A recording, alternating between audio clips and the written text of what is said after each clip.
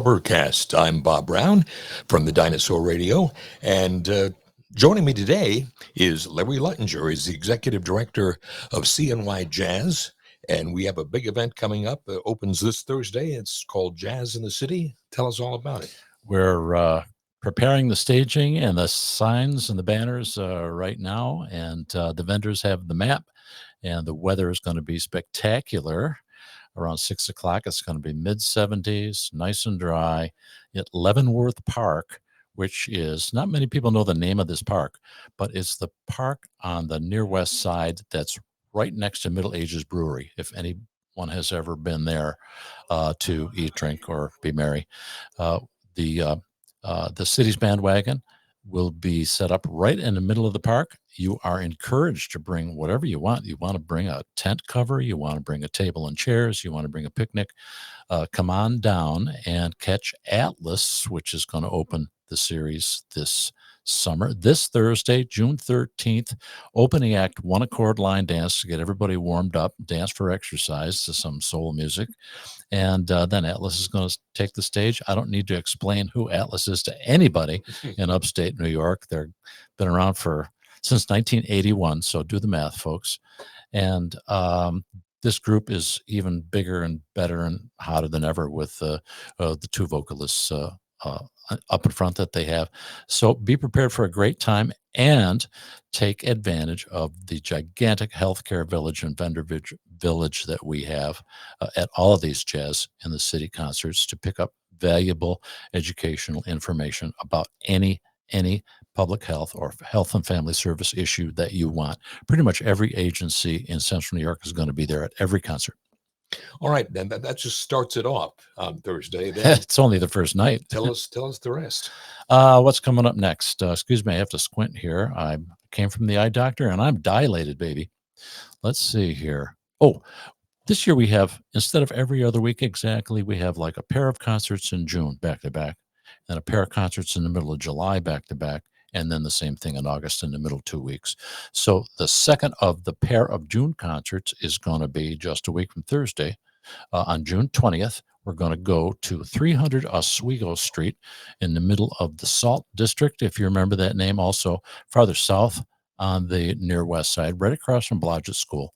Mm-hmm. And we're going to do a Latin jazz themed evening with Alex Torres y su Orquesta. Alex's band is from the Hudson Valley. He's very, very well known in the Northeast. Won multiple awards. His music has made it onto the soundtracks of 15 or 20 different films. He's very much in the style of Tito Puente, mm-hmm. or the Fort Apache Band, or Ruben Blades, or all of these great pop crossover Latin bands. 13 people on stage for that one. And that will be preceded by a dance demonstration and lessons by La Familia de la Salsa, a gigantic Latin dance club and society that we have here that has their weekly events and lessons not far from the concert. So they're going to come over and fill the first hour. And then Alex Torres is going to kill everybody with great salsa music from 7 to 9. We have, I think, we have a Latino food vendor there, Yum Yum Shack. Mm-hmm. And again, the same healthcare village. And everyone will be having a ball at that one too. And by the way, this year, the emphasis, of course, you've seen a lot of it in the media, is on lead poisoning, how to prevent it, how to remove those bad substances from homes. It's actually in the soil from in various neighborhoods in the city, from construction and demolition. It's a terrible chronic problem that causes all types of cognition and health problems in young people, and it's incurable. So the focus is on prevention, and Lead Safe CNY reached out to us to make us their mobile platform for education and awareness for the huge effort that's going on right now. A coalition of many health agencies doing the same thing, funded by the Central New York Community Foundation. So this year, we've named the stage after the Lead Safe CNY Coalition. And I'm just so happy to be able to use the arts as a centerpiece for a great public health effort like this. That's great. And then coming up in July. our pair of double barrel concerts in July. Um, we're going to showcase the brand new Syracuse Community Health Center again. I think we'll be doing that every year from now on. They just opened in time for last summer's concert. If you don't know where Syracuse Community Health is, it's our federally qualified health center. It's a walk-in health center, not a hospital, but offers every health service imaginable. And their new headquarters is this gleaming new building on South Salina Street, just south of the new STEAM school, the old Central High School, if you're of an age, baby boomers like us. And excuse me, um, you just go south another block, and there it is on your right, right by the new JMA headquarters. You can look up and see JMA on the dome from this concert. It's the new expansion of downtown, which really doesn't stop at the bus station in the Hotel Syracuse anymore. It's a very cool location. And we're bringing in some big guns, a national Billboard #1 smooth jazz group called Double Bass Experience. And it's called that because there are two uh, uh, R&B soul bassists, electric bassists, that are the front line, Felicia Ray and Jacob Webb. And it's a very unique type of band. And of course, they do their own material and all of the smooth jazz hits from people like Jakeem Joyner and Marcus Anderson and Gerald Albright, Dave Koz, that style of Sure. contemporary jazz. And off the top of my head, I can't tell you exactly who the food vendor is going to be at that one, but we match the food to the surroundings of the concert and the style of the music. And at that concert, see Jack Run Enterprises. Everybody knows Chuck Jackson as being a very avid promoter of the arts and individual amateur talent from our urban neighborhoods. He does a review stage at the State Fair every year, for example, and he is going to be showcasing some of his kids doing music and doing dance as the first hour of that concert. Oh, great. Every one of these Jazz in the Cities is a double bill. We expanded into 3 hours because we want to maximize the number of contact time that people can have with the healthcare vendors just to ask questions. And that is going to be Thursday, July 11th from 6 to 9. And then we finish July at Schiller Park on the north side on July 18th, same hours, Thursday, 6 to 9. You may not be aware of it, but over 30 languages are spoken on the north side now. This is truly our international district. We looked into having the flyers and the posters translated into other languages, and we gave up. We didn't we didn't know how to choose. So but we are making sure that all of the agencies on the north side are telling their people to come out to Schiller Park. This location is not hard to find either if you are familiar with the city at all. If you've ever been to that great restaurant Riley's on the corner of Oak near James Street and North Park Street on the way to DeWitt Street in the Sedgwick area, it's just downhill 2 blocks right from on the side road of that restaurant, Riley's Restaurant, and you can see the Schiller Park Road at that point. There's a clubhouse down there. There's ample parking along a long service road, and the audience actually sits on a ball field, and the city's mobile stage will be next to the clubhouse. And because that's such an international district, we looked long and hard and actually found a wonderful contemporary modern jazz group, swing to modern jazz, called the AAPI Jazz Collective. They are the Pan-Asian face of jazz in New York City, run by a marvelous educator and producer named Peter Lynn. And so they'll be giving us some great straight ahead jazz. And preceding them, we're going to bring back the Adan Fo drum and dance ensemble, a Ghanaian drum and dance ensemble that is well known here in Syracuse, based up in the Westcott Nation is where their dance studio is. And I've already spoken to Peter and spoken to Adan Fo, and they're actually going to jam together on stage for a tune, which happened last year when we with our headliner last year, and it was just absolutely electric. Great. And so that's an example of how we try to fit our programming and our ethnic foods and everything everything else about the nature of the concert, the vibe of the concert, to it's the neighborhood surroundings. And then it's not over. There's a pair of concerts in August. Again, back to back. The first one is August 8th, and this has become a longstanding tradition in the heart of the Old South Side. The Bright family, Jim Bright, Joe Bright, the entire family are such great lovers of the city of Syracuse. They give us their back lot behind the furniture store every year to have a blowout concert. And traditionally, we bring a great group called the Blacklights to that concert. The Blacklights, I was just told, have been in existence now for a little over 50 years.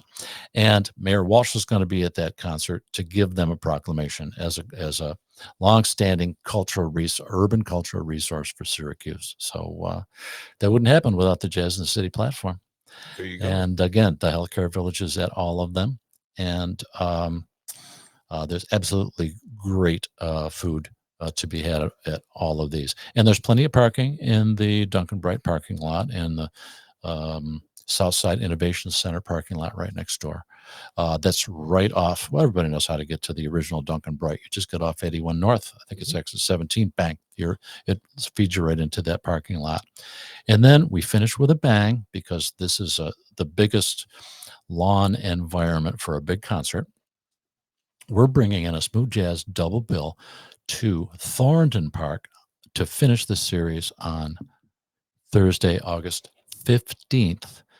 Again, 6 to 9 p.m. We're bringing in a double bill. We invested in a double bill of Art Sherrod Jr. and Lynn Roundtree. They're the finest saxophonist trumpet playing duo in the smooth jazz world. Again, Billboard chart toppers for many, many years. And One Accord Line Dance will be back to open that show. We're not using the amphitheater anymore because we learned during that real wet summer that it kind of turns into a swimming pool if you're not careful.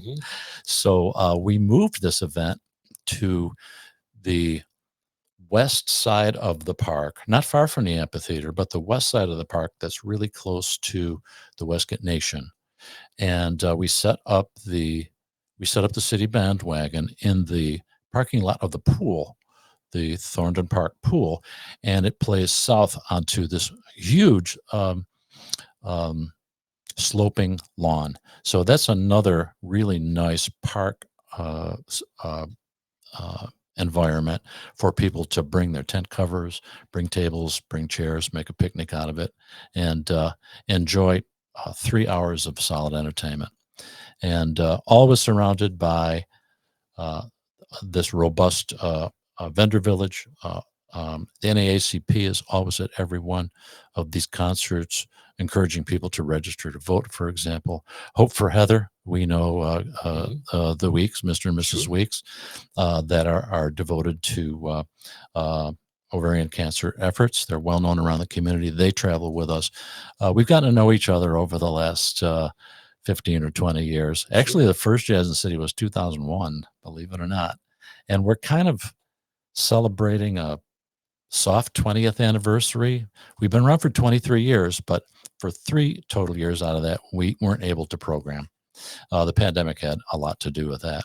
And we were dark for 1 year in the early aughts. But this was too strong a platform for us to ignore. So we've kept fanning the flames, kept it growing. And we actually had a healthcare village before the pandemic started, but suddenly public health issues came to the fore and became really community conscious. And we're so thankful that Syracuse Community Health and all of these other agencies came to us and use us as their field platform to get out and do face-to-face awareness and education. So that's what this thing is all about. I could go on, and of course I'm rambling right now, but I feel very strongly about it. This is probably the most important concert setting that anyone could encounter in any city of this country. And to my knowledge, it's unique to any city in this country, this particular combination and formula for a summer concert series in city parks. And if you come to one of these concerts, everyone gets handed a goodie bag full of all kinds of swag with contact information and information from every single one of the health agencies and insurance companies and other entities that the county health department, for example, that are present at all of these concerts. So you get a prize. And if you actually go through the process that the nurses from Syracuse Community Health put you through, a screening process, they don't stick you with needles or anything, don't worry about it. Well, they incentivize everyone that goes through that process by giving them a free $5 lottery scratch off ticket at every concert. We buy 60 tickets for every concert, and it takes about 5 minutes to go through that process. So do the math. Everybody gets one. And that's my story, and I'm sticking to it. And you got to come to as many jazz in the cities as you can, folks. Don't be afraid. Come on into our wonderful neighborhoods and do these fantastic early evening Thursday night concerts.